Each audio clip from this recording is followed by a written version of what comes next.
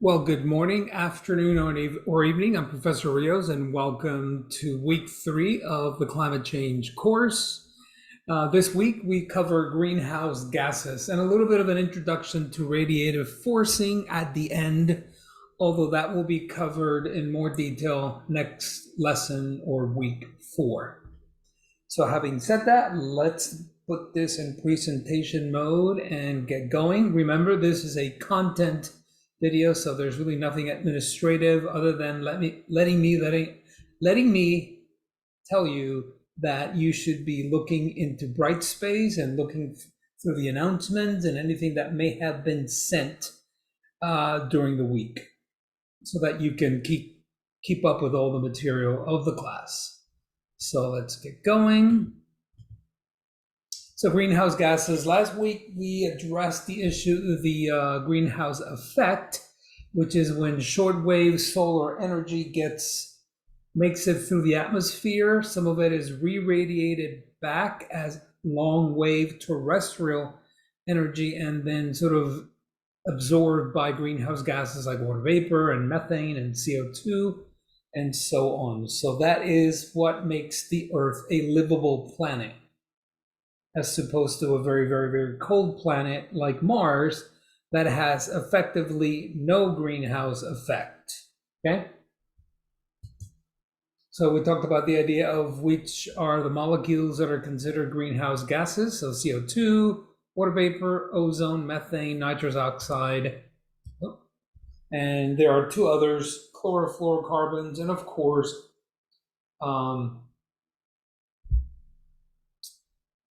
CFCs and nitrous oxide. Those are the 6 really big ones. The most abundant is water vapor, although highly variable across the surface of the Earth. The most significant one in terms of the idea of climate change would be CO2. And then we'll get into why methane is a very strong greenhouse gas, but why it isn't as significant yet. So now, greenhouse gases. All greenhouse gases really contribute to about less than 1% of air. So oxygen and nitrogen make up about 98% of the atmosphere, and they are not greenhouse gases, meaning they are transparent infrared energy, which would be good.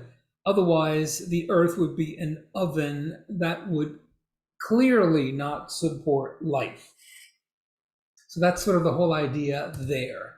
Greenhouse gases, they have warming power, and that depends on the chemistry. Last week we talked about the bonds between atoms, and if the vibrating frequency of those bonds matches the frequency of the light, meaning the infrared light, then energy gets absorbed and warming takes place.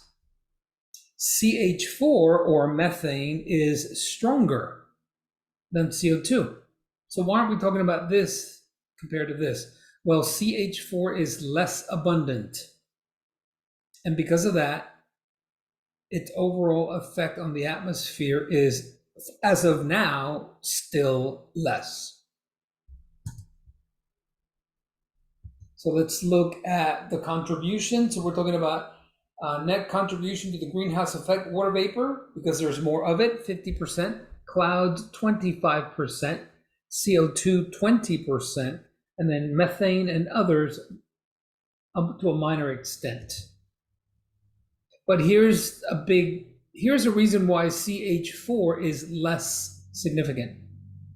So water vapor has a residence time, and that means how long the molecule remains as gas before it turns to liquid and falls as rain or snow.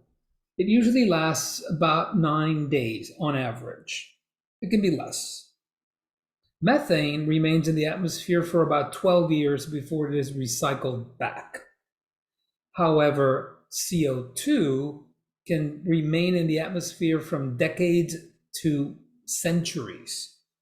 Therefore, CO2 is the most powerful because it can remain in the atmosphere doing damage for a far longer time. And this really is part of your homework and your quiz this week, so pay attention. This is a big deal, residence time. Here is global greenhouse gas emissions, and this is as of the AR6, so pretty recent, up to 2019. And here you see what are the sectors, for example, CO2 from fossil fuels and industry make up the blue. So in 2019, 64% of all greenhouse gas emissions came from that source. This orange represents CO2 from what they called LULUCF. That's kind of weird sounding, but it's land use change, forestry. Land use change, forestry.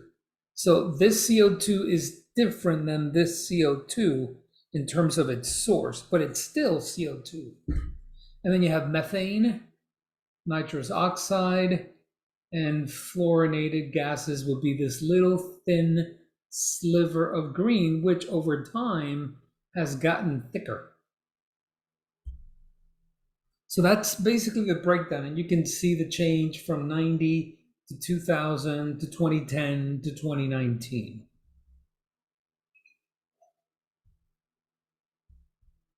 So CO2. Some of the natural sources would be volcanoes.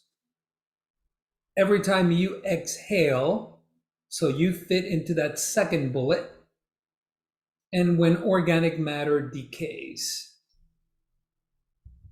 Human activities that can provide CO2 are the ones that you're pretty familiar with: fossil fuel burning, coal, gas, oil, solid waste, deforestation, the production of cement, and industrial agriculture.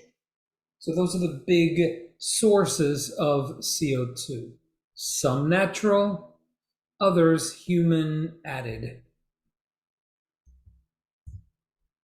In the past, so how can we determine how CO2 concentrations have changed? So for example, you can go and extract a core of ice from Antarctica, and you can check back and look at data dating back to 400,000 years.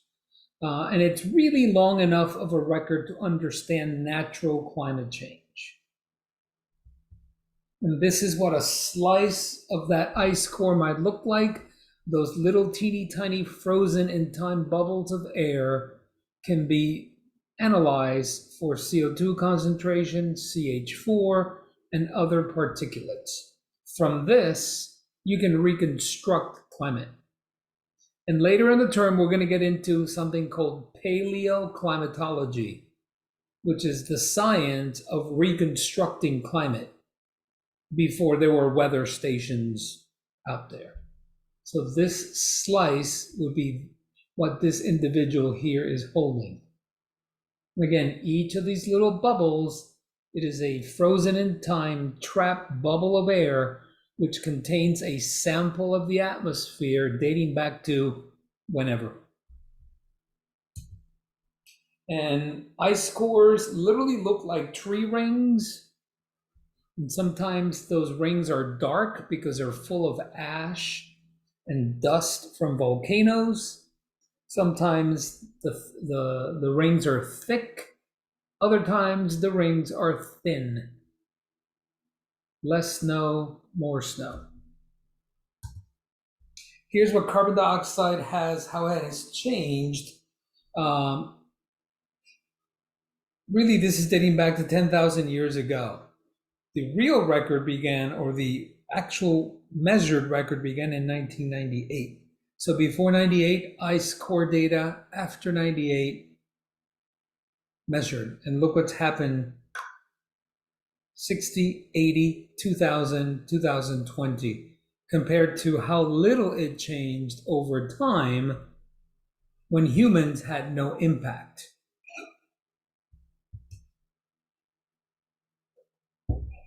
As of September 22, the record or the measurement is 421 parts per million.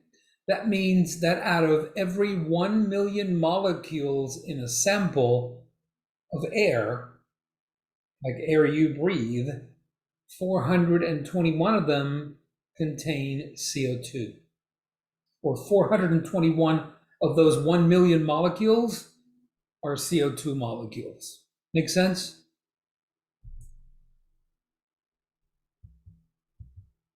Past levels. So when it was an ice age or cold glacial, 180 to roughly about 200 parts per million, 280 to 300 in warm periods, although we're in a warm period now. The Industrial Revolution is generally believed to be the year 1750 and beyond. So 280 pre-1750. Again, 420 as of September 2022. Since 1800, there are two main reasons for the increase. Of course, deforestation. We have deforested many parts of the world. And of course, the burning of fossil fuels, the one you hear about all the time. You may not hear as much, or you may hear about deforestation, but you don't often hear the link between this and what's happening with this. You do hear it with this, number two, not so much number one. There's a video and there is a link for it, and the link is also posted on Brightspace, and it shows you how CO2 changes from season to season, and there's a seasonal pattern to CO2, which you see in this image. And the question here is, why Mauna Loa in Hawaii? And the reason for that is, it's in the middle of the ocean, away from artificial sources like plants and factories and that kind of thing. So you get a more reasonable measurement. And as you can see, it goes up and down, up, down, up, down, up, down. The trend, however, is up.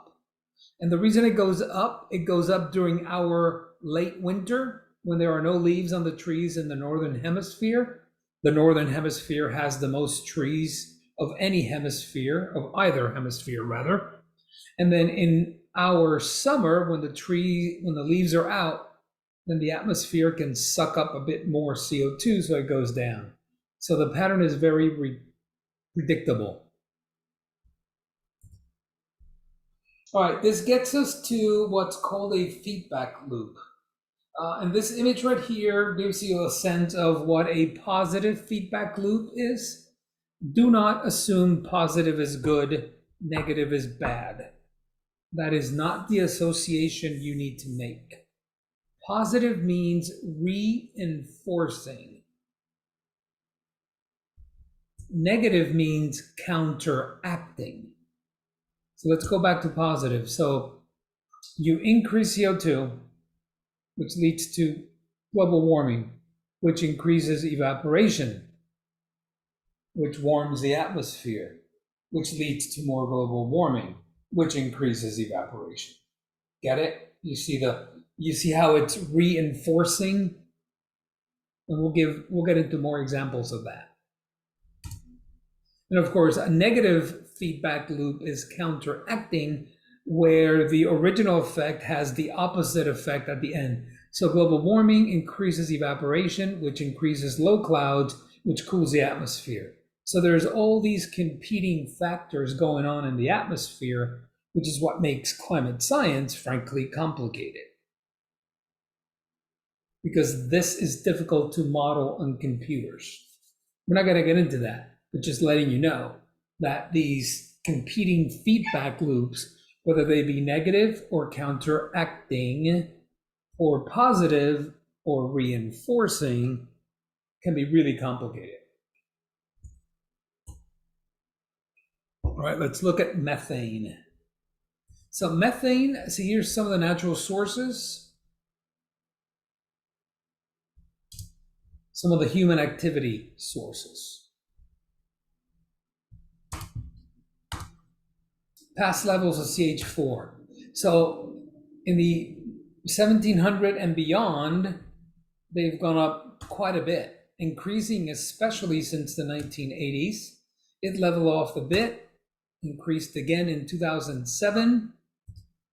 And here's a good measure. This is from NOAA, and this is pretty recent data through 2022. And here you can see the increase through the 80s, a bit of a slowdown, and then an increase again. That slowdown here corresponds to droughts and the breakup of the Soviet Union and the lag of time that it took for agriculture there to really slow down post-breakup.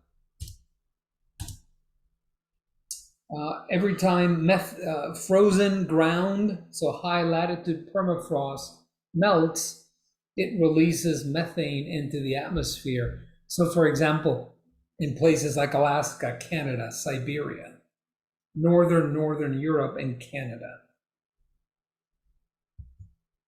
So it has a positive feedback. It amplifies the effect of temperature change.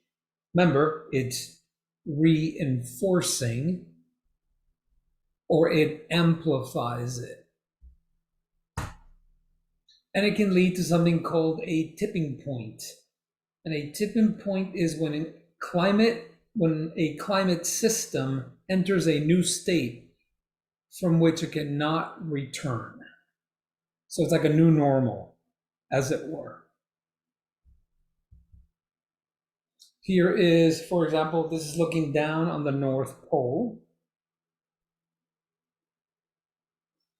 And so permafrost is found here in northern Canada, Alaska, Siberia, which is Russia, extreme northern Scandinavia like Finland, Norway, and Sweden, Iceland, and of course, Greenland. So this is the area where we're really addressing when talking about the idea of methane thawing from high latitude permafrost. Again, here's a positive reinforcing cycle. So imagine it as a loop. You have a temperature increase, leads to melting of permafrost, which leads to methane being released into the atmosphere, which leads to more warming, which leads to more permafrost melting, more methane released, temperature increase. You see the reinforcing nature of it here? This is a positive feedback loop. This is what permafrost looks like. So this is the reason when you go to places like the Alaskan or Canadian or Siberian tundra, you never find trees because there's permanent ice underneath and trees can't establish root systems. So that's what it looks like. During summer, maybe the very, very top, maybe a few inches of it can melt.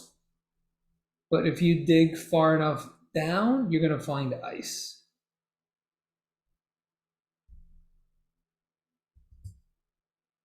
Ozone.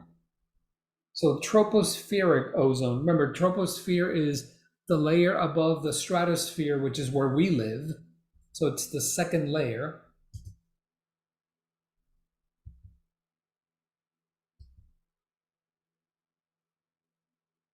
So now, some of the sources. Cars, power plants. It does have a small impact on the global scale, quite frankly. Nitrous oxide.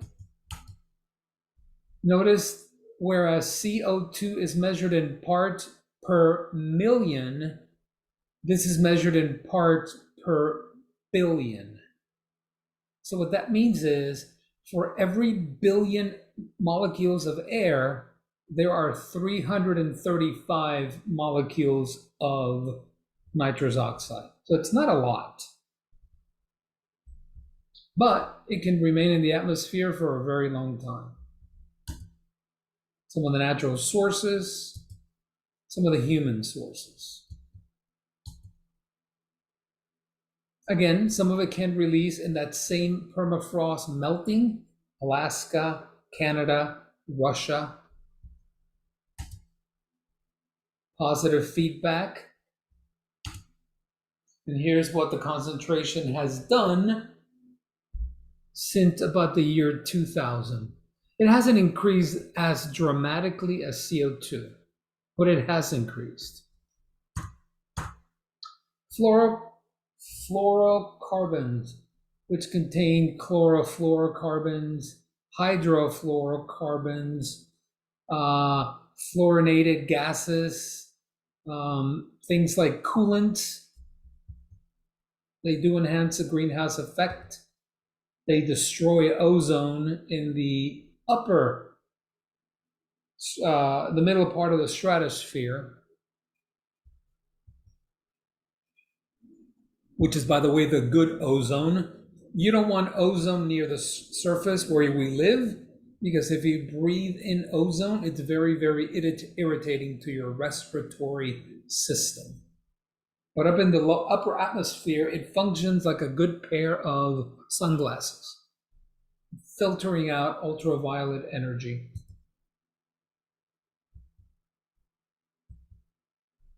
And there you go. Good ozone, bad ozone. And ozone, and by the way, the ozone hole is something that we've actually really begun to address. Oh, let me go back. So it was discovered in the 70s, addressed in the late 80s, and it has begun to stabilize since 87, and it's actually becoming weaker. So it's actually a problem that we fixed, or that we're in the process of fixing. So that's kind of a good story, actually. Unlike so many things, right? Here's how CFCs how they changed from the 80s through the 90s, and then roughly about 2 of them have begun to decrease or begun to level off. And this is good. They can't be eliminated entirely, but they can be improved in terms of their concentrations. This is when the Montreal Protocol happened in 1987. Notice how it took a while for the slowing down to begin.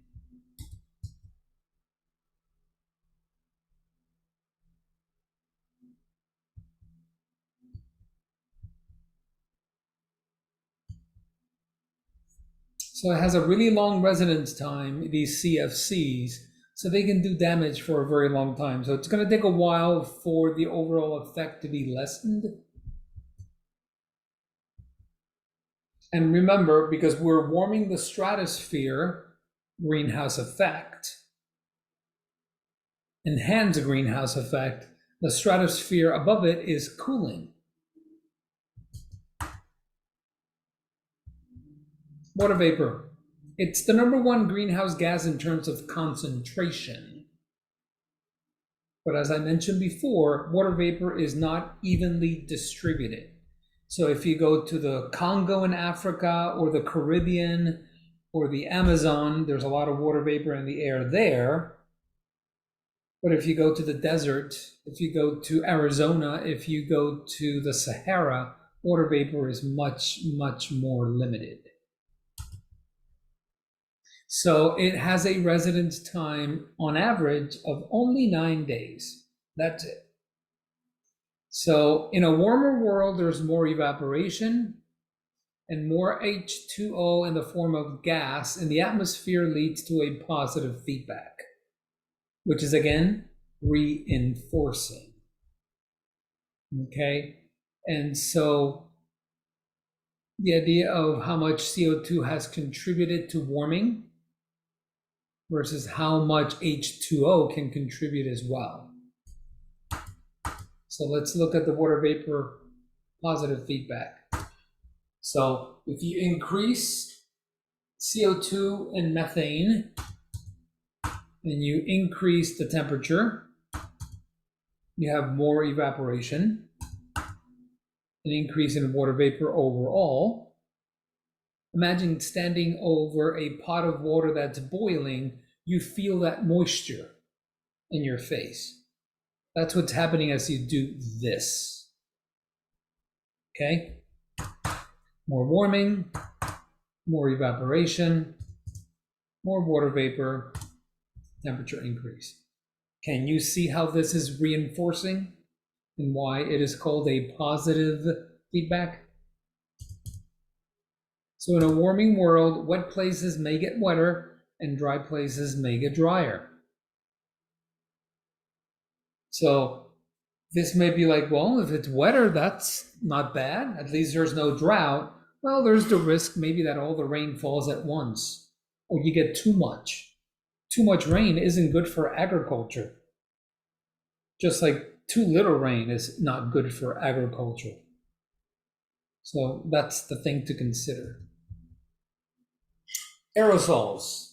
An aerosol is a fine, solid particle. Think of soot, smoke, ash, dust. And they can cause heating because they absorb heat. So imagine you have a nice blanket of snow on a table and you suddenly sprinkle over it carbon, like a little fine coating of carbon on one half of it, but the other half you leave just snow. On a sunny day, the half that's covered in black soot will basically melt a lot of that snow because the black soot will heat up more quickly because it's dark. And as a result, you will lose a lot of that snowpack. Fine liquids, so sulfates, these can cause cooling. So this is one of the net results of a volcanic eruption.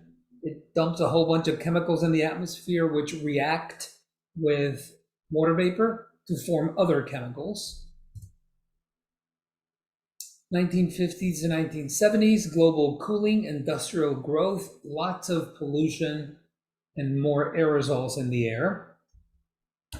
1970s to now, global warming, aerosol pollution really has been cleaned up. So this right here is a bit of a paradox. Climate change, as we discuss it, has to do with warming. Pollution can actually lead to cooling. So many people feel that the really bad pollution has actually helped to keep warming in check because it has led to a bit of this. But now as we get better at cleaning up the atmosphere, we're getting rid of that ability to cool, so the warming may actually happen more quickly, which is an interesting way of thinking about it.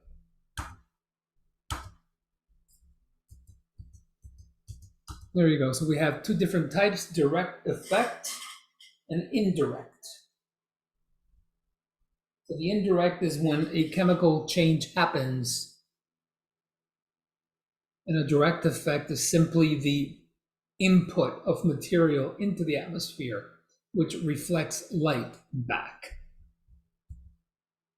Here's an example. This is from NASA. This is a look at, for example, how much pollution or dust or material there is in the atmosphere.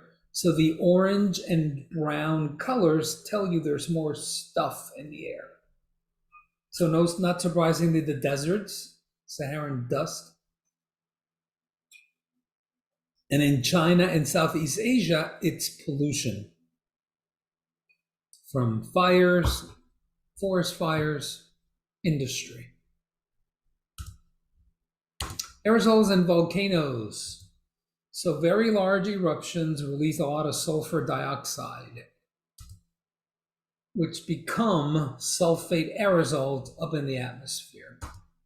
So in 1991, Mount Pinatubo in the Philippines erupted, and it led to a 1 degree cooling for about a year of the whole Earth.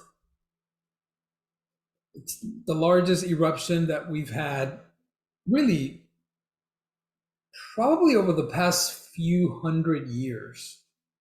It put a lot of material up into the atmosphere. That's what it looked like.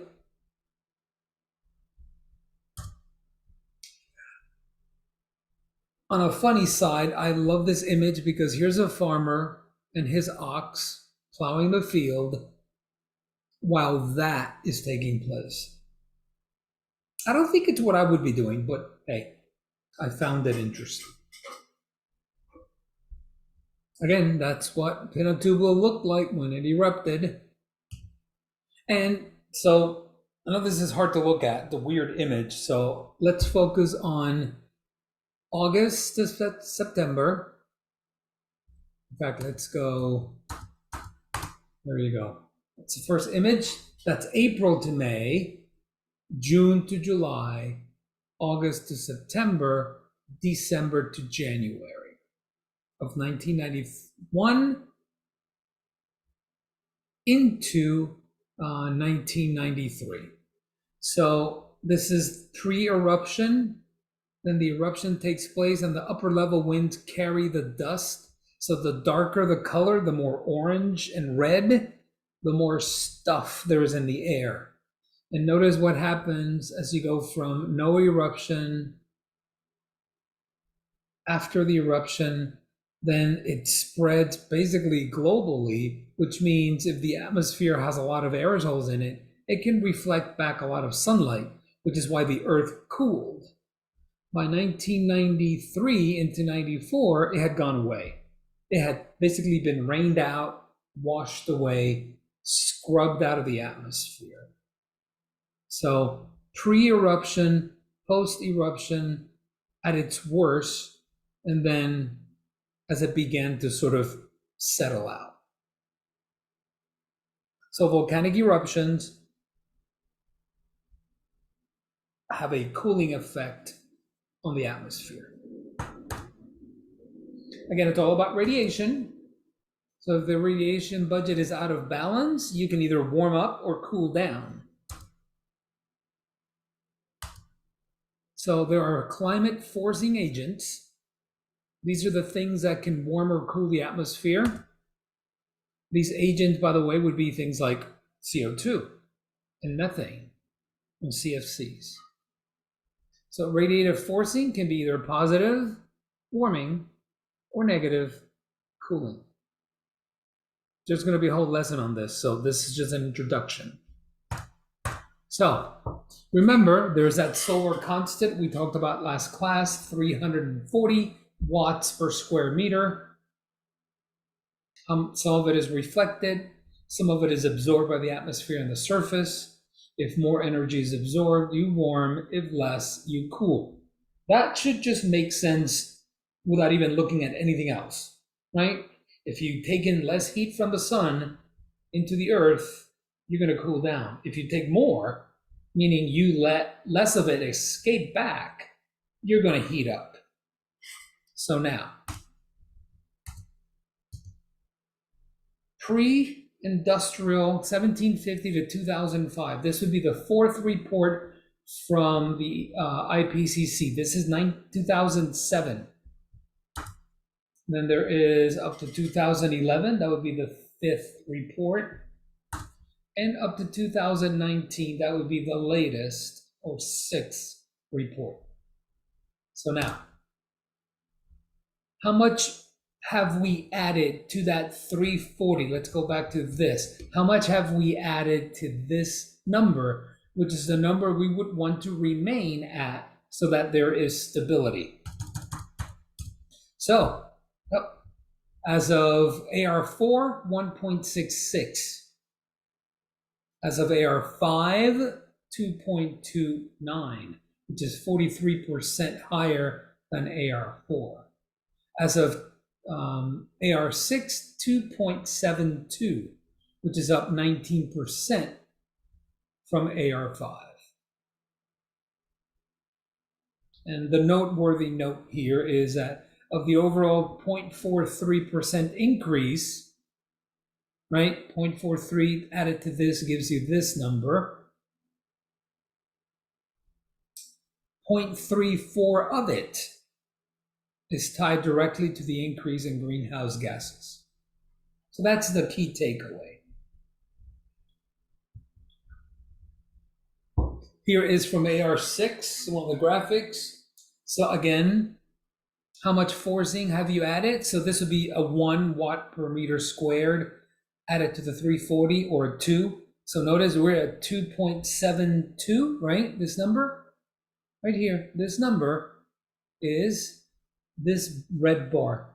Here's 2.72 right there. Notice how aerosols have led to negative, so cooling. Land use, cooling. So it's not all warming. So if you add this bar and this bar and that bar and this one and that one and that one, and you subtract this and that, you get this. Does that make sense? It's sort of like saying 10 plus 2 plus 2. Let's look at some more reasonable numbers. 10 plus 5 is 15. Let's say this was 2. Okay, that's 17, 18, 19. But here's negative 2, so that's 17. Oh, plus 1, 18. Ooh, minus 5, that's 13. It's still positive, but you had to take into account that some things contributed to positive forcing and a few things contributed to negative forcing. That's the key takeaway of this graphic.